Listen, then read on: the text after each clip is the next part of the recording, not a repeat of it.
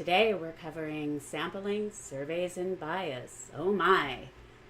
I'm Shannon Matchick-Myers, and I'm coming at you live from San Diego, California on a lovely Santa Ana type day. It's like in the 90s by me, I think. All right. Do not be a victim of bad sampling. Just like when you input the wrong data into a program, you get bad information out.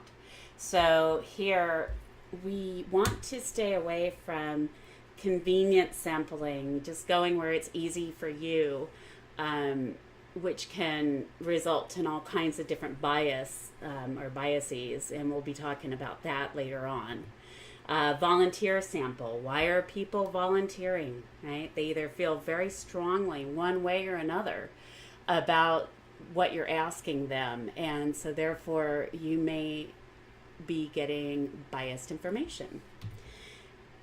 A great way of sampling is by simple random sampling designs. In simple random sampling, each member of the population has an equal chance of selection. So suppose that we were at a college and we had every single student ID, and we put all the student IDs in a program and assigned them a number and used a random number generator to select students. You know, you can set the numbers for a random number generator. It's pretty cool. And so each student would have an equal chance of being selected, even a prior selected student if you were doing more than one, because the random number generator could generate the same number again. So it's sampling with replacement. Okay, it doesn't have to be that hard. You could literally cut out names and throw them into a box and select at random, something like that. But you want to have random selection. Now, furthermore, with simple random sampling, if you're taking a subset from a population, then that subset should also have an equal chance of being selected. All right, so let's suppose that you were selecting groups of 5 students. Then each of those subsets should have the same likelihood of being selected, the same chance of being selected. All right, so we love random sampling. Systematic sampling is just like it sounds. You systematically sample people. So again, we could assign a number to every Maricosta College math student, we'll say, without repeating students who are taking more than one math class. And then what you do is, let's just suppose there's 1,000 students and we want to sample 90 of them.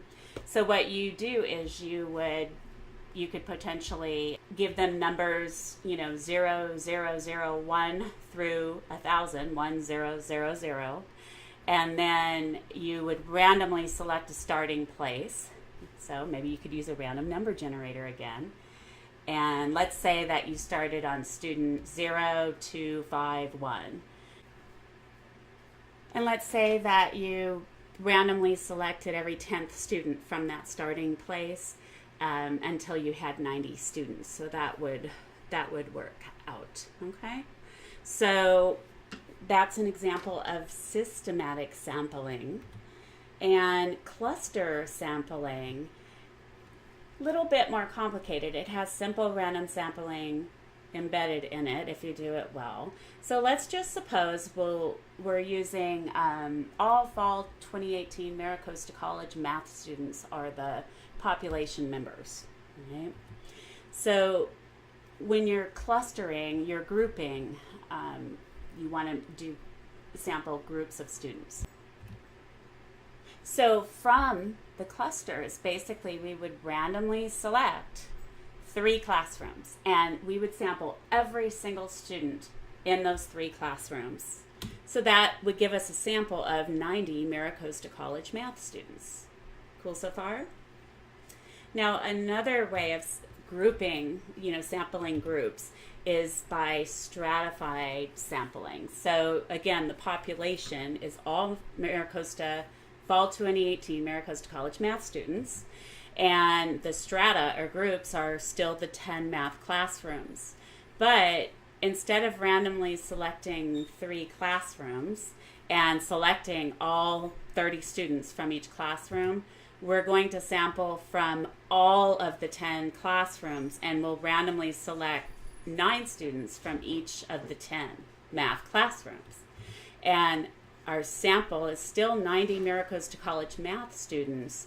But if you think about it, we have most of our math classrooms on the Oceanside campus.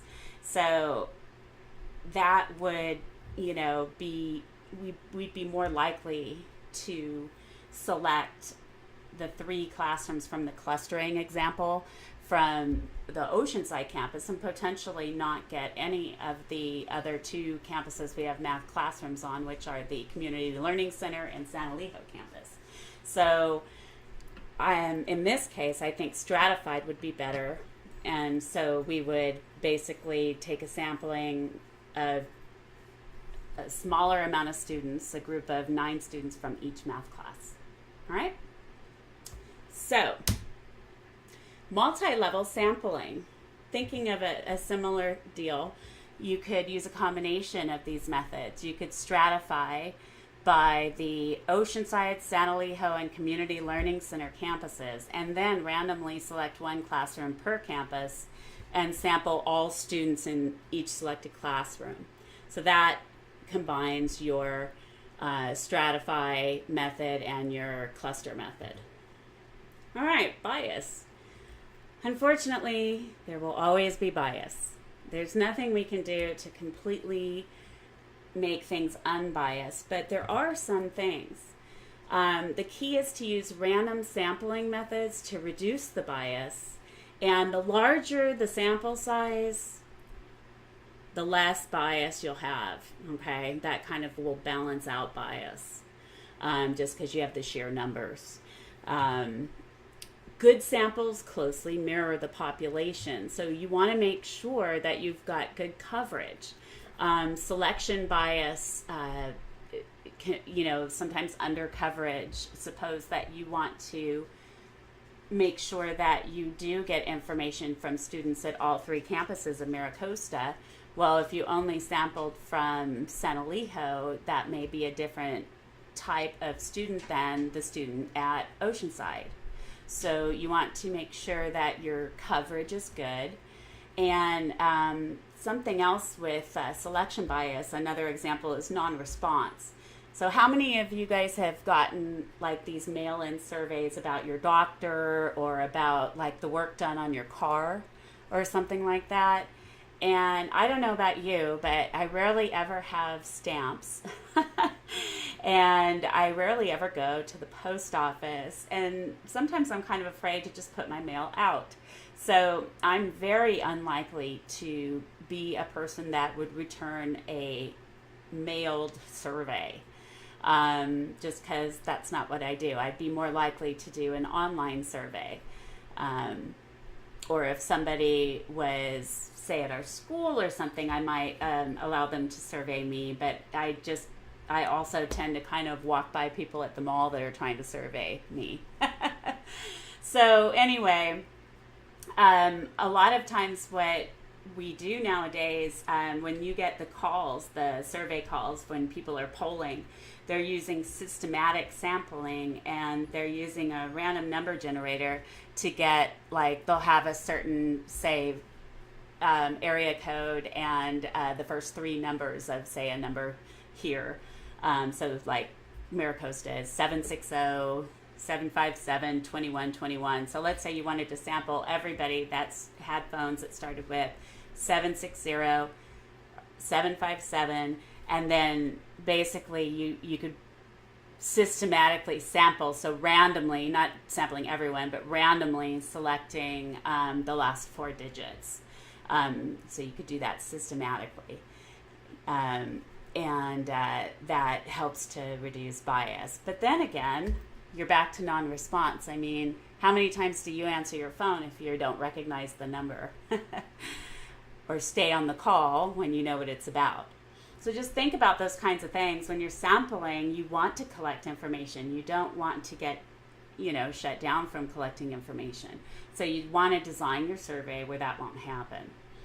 All right, so talked about survey modality and response bias.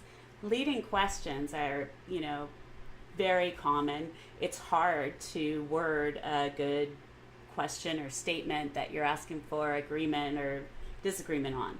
So, for example, when people use double negatives, it can be difficult to understand the question.